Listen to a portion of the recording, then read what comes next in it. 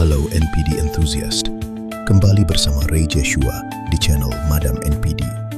Pada kesempatan ini, saya mau menekankan urgensi dan pentingnya wawasan dan pengetahuan mengenai komunal narsisisme. Sehubungan tipe ini adalah salah satu tipe yang merusak karena bisa mencapai kedalaman akar iman korbannya. Selain dampak sosial, finansial, dan relasi yang jelas bisa terlihat langsung. Tujuan episode ekstra kali ini adalah mengajak pemirsa sekalian untuk aktif berpartisipasi. Kita tidak cukup menjadi pendengar pasif yang hanya diam. Anda pun bisa berperan aktif, misalnya saja dengan menulis di kolom komentar untuk berbagi pengalaman, menyampaikan pertanyaan, atau kalau ada cerita yang ingin dibagikan, baik itu cerita sukses atau curhat masalah yang masih terjadi.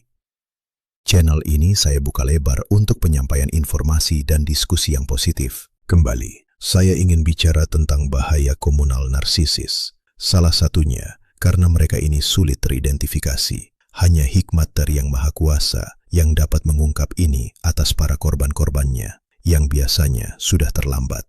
Mereka pandai menyembunyikan manipulasi di balik jubah rohani, ayat suci, doa, dan image kesalehan yang tinggi. Kerusakannya bersifat laten, berjalan pelan, dan baru terasa setelah bertahun-tahun. Korban akan merasa sendirian saat ini terjadi. Mereka jadi membenci rumah Tuhan, membenci komunitas yang sesungguhnya tidak semua bersalah. Akhirnya, membenci agama dan iman yang dianutnya. Bahkan, bukan tak mungkin menjadi God hater atau atheist. Dan ini dampak yang nyata pernah saya temui di beberapa kasus.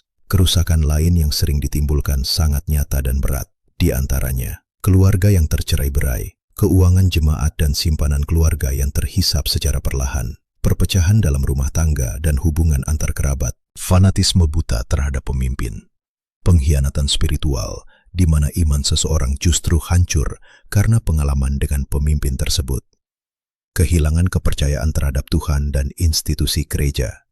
Semuanya bisa berujung pada depresi, trauma, dan gangguan kesehatan mental yang berkepanjangan.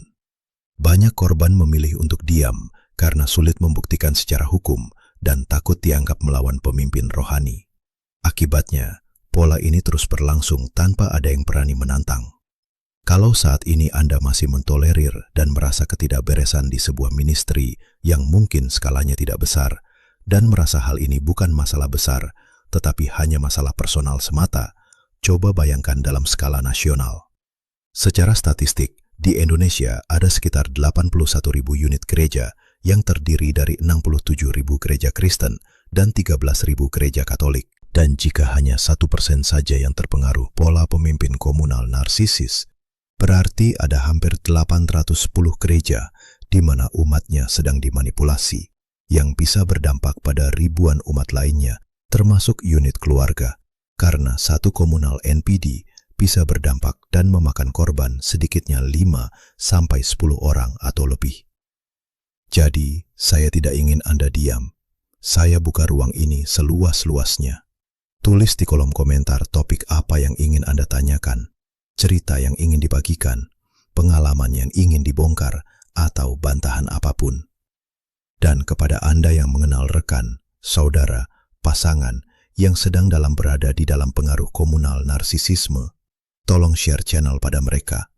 Siapa tahu melalui video ini mereka bisa belajar, menyadari kondisi yang sedang mereka alami, dan menemukan cara untuk keluar serta pulih secara iman dan mental. Salam sehat mental dari saya, Ray Joshua. Saya tunggu suara kalian di komentar. Tetap sehat, tetap jauh dari para komunal NPD. Terima kasih.